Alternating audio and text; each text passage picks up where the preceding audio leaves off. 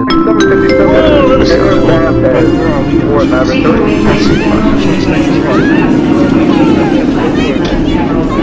Right, are we ready then to revolutionise air travel?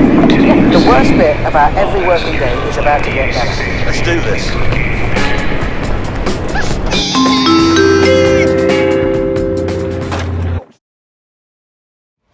There you go, that's the Holland and Wolf crane thing, Barrett thing.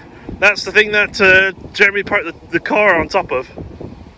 There's Johnny. There's the Titanic museum behind him. There's the Starbucks. Hello! Hello!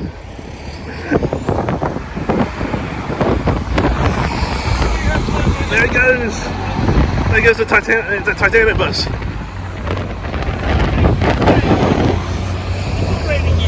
That's true. You might get a bit there. Let's go inside against this. It's really.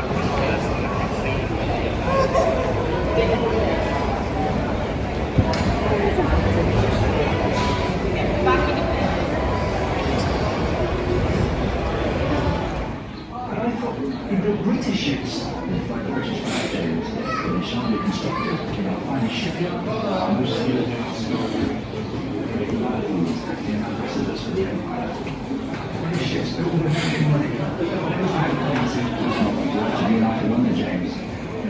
Oh, this is cool.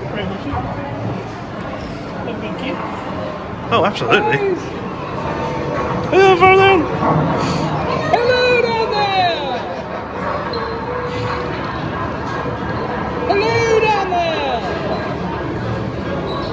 Hello! Ahoy! What's the thing? Hello, way up here. I like it. for the size of the place. They put me to work. Whoa! That's what we called her. It used to be the largest passenger ship in the world, but we didn't call her Titanic then. I was there from the beginning. I watched the ship race through the keel blocks.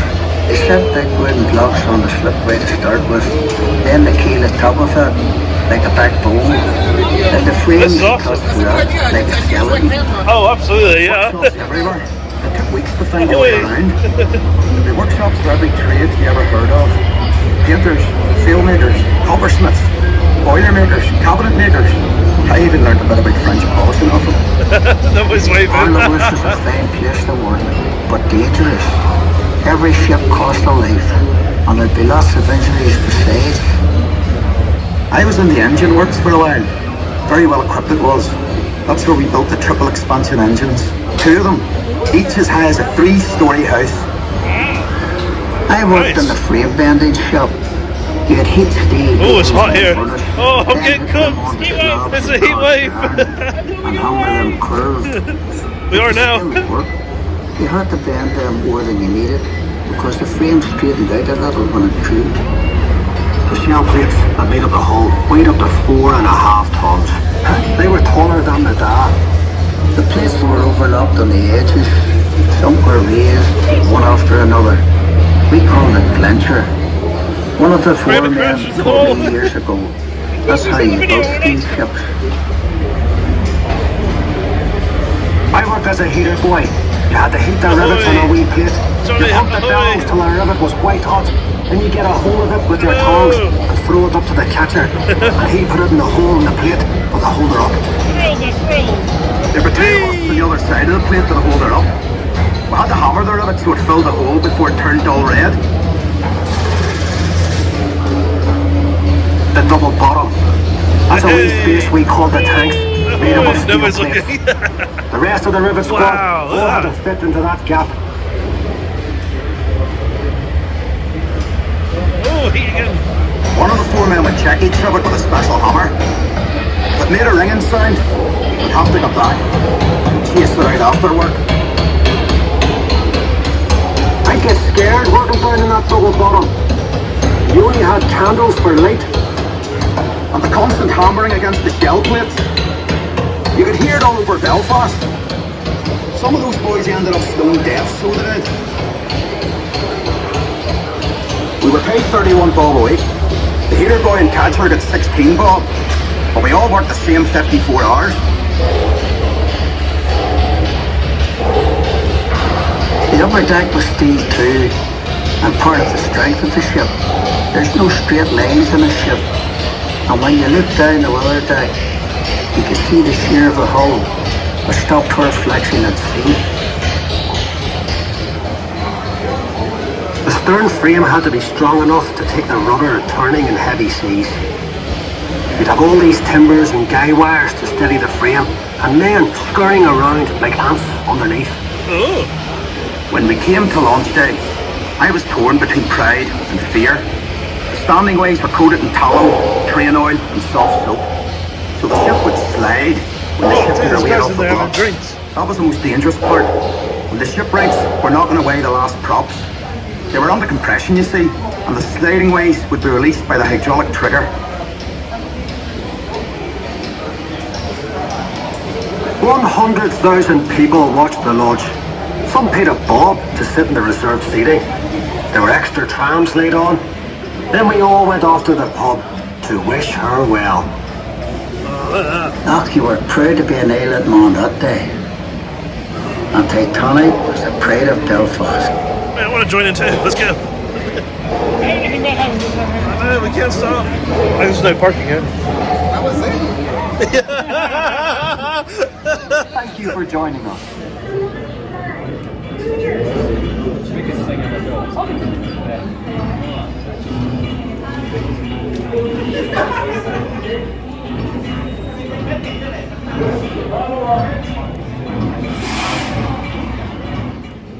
Then, at 8 p.m. that evening, he departed Belfast for South Africa. She was preceded by a considerable wave of expectation. At Southampton, the White Star Line had already constructed a massive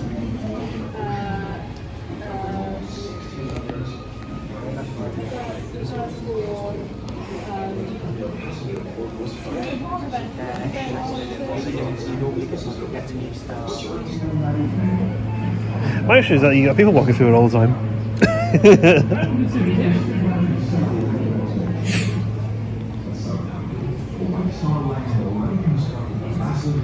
Hey, is a sort of 10 out.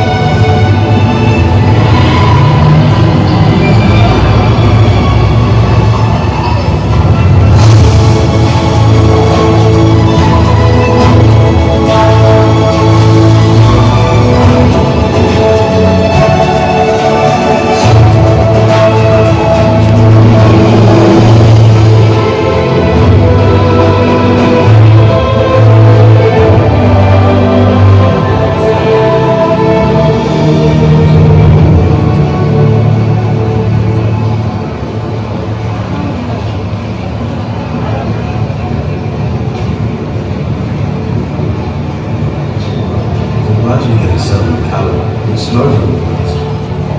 It seems all times have been ended. monstrous great boat as high as the Clarence Hotel, and I cannot tell you how long. Do you go to Bath tomorrow morning?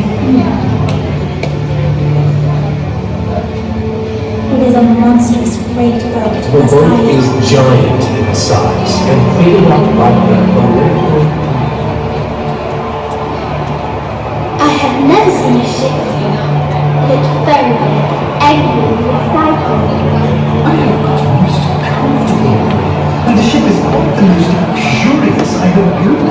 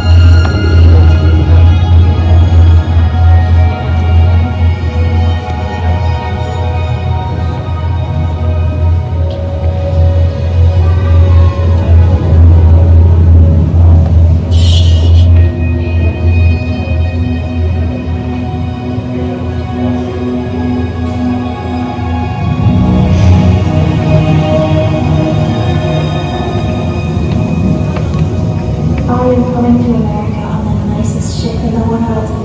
I'm coming with some of the nicest people in the world too. Isn't that just flattering?